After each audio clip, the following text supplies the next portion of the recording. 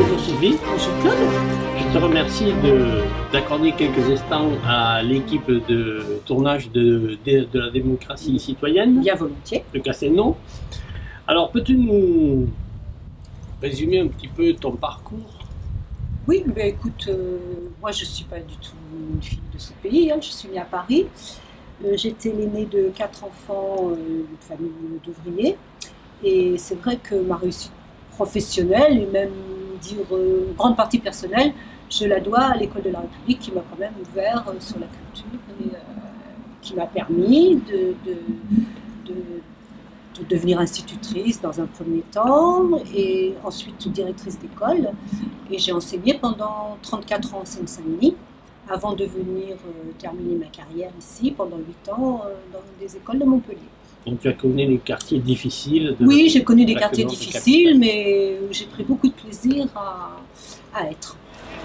D'ailleurs, lié à ma profession, en quelque sorte, j'ai eu l'occasion de m'engager, d'être responsable syndical. J'ai également œuvré auprès d'associations et puis j'ai exercé la fonction de syndic bénévole dans des petites copropriétés dans lesquelles j'habitais. Et comment es-tu arrivé à Castelnau? Alors à Castelnau, j'y suis arrivée d'abord par le plus pur des hasards. Je suis d'abord restée à Montpellier pendant quelques temps, dans la période où je travaillais. En fait, ce sont des raisons familiales, on va dire, qui m'ont fait arriver là, et j'étais très contente de mon sort. Et c'était vraiment chic et chouette de venir se promener, se détendre à Castelnau, parce qu'on avait l'impression d'être à la campagne. Montpellier, c'était la ville, voilà. Et depuis que tu y habites, as-tu vu, est-ce que cette idée que tu t'es faite de Castelnau correspond maintenant à la réalité? Es-tu un peu déçu? Alors depuis que je suis à la retraite, donc depuis 3 ans, j'ai vu les choses se dégrader.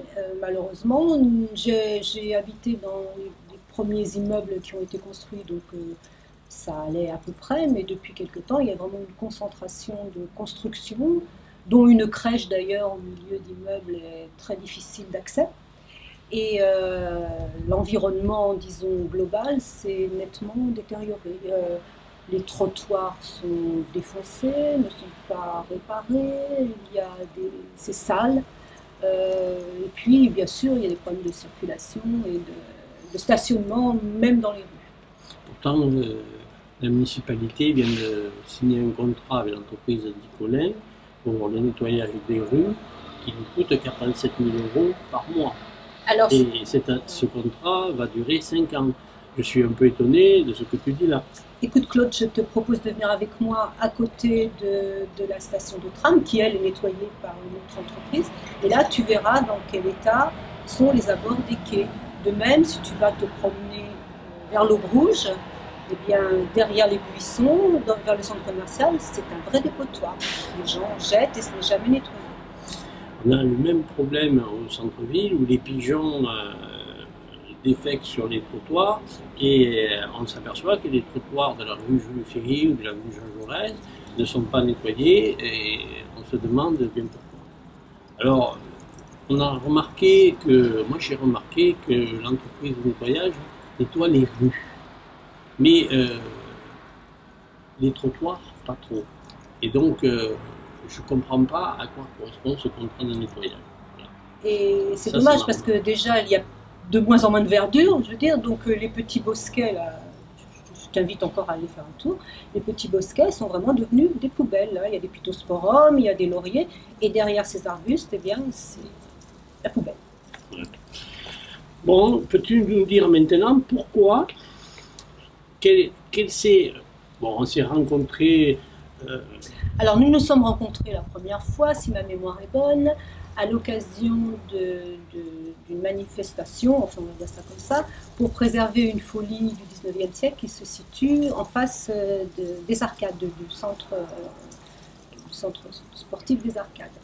Et c'est vrai que moi j'étais déjà sensibilisée aux problèmes de l'environnement et l'éventualité de la disparition de ce bâtiment m'avait vraiment donné à réfléchir un peu plus, on va dire, sur l'urbanisme, puisqu'il était question de la démolir, pour construire encore un immeuble.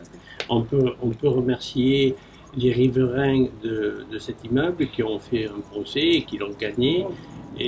Mais je regrette qu'on n'ait pas réussi à préserver le Vert Parc, une folie qui était encore plus grande, dans un parc de 2000 mètres.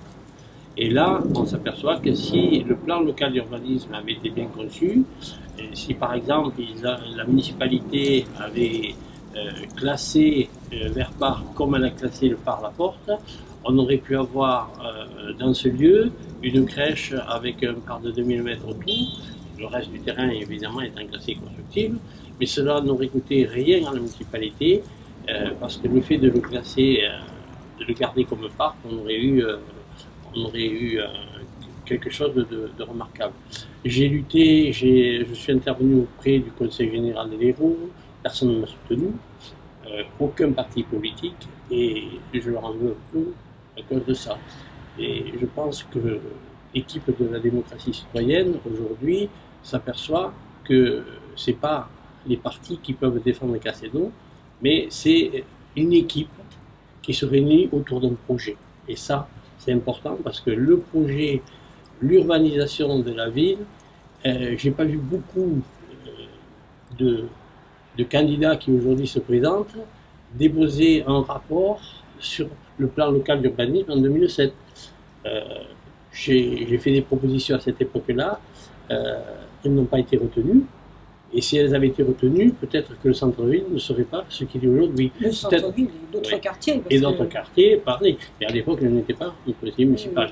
Voilà, j'étais simplement vice-président d'une association qui a œuvré pour la défense du vieux village et nous n'avons pas été écoutés, ni par les uns, ni par les autres. Et on avait même écrit à Georges Frêche, sauf que nous avons compris bien tard que l'alliance entre Jean-Pierre Grand et Georges Frêche était plus importante que la défense de la vallée du Lez.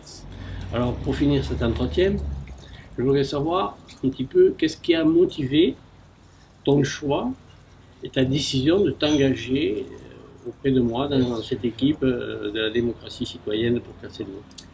Alors ce qui a déclenché, c'est que je me suis rendu compte qu'en fait il y avait aussi des gens dans la ville qui pensaient un peu comme moi, qui avaient l'espoir et l'envie de travailler dans un certain esprit de collaboration, qu'il allait s'agir d'une liste donc d'intérêts communs pour les citoyens et non pas pour un parti, pour une étiquette ou pour quelqu'un qui souhaitait faire carrière.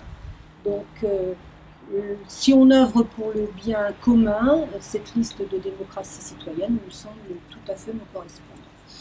Et en plus, je pense que tu as les compétences pour t'occuper du secteur de l'éducation, parce que ton passé, ton expérience professionnelle montrent que vraiment tu as su gérer des situations bien pires que celles de Casino. Nous verrons, nous verrons.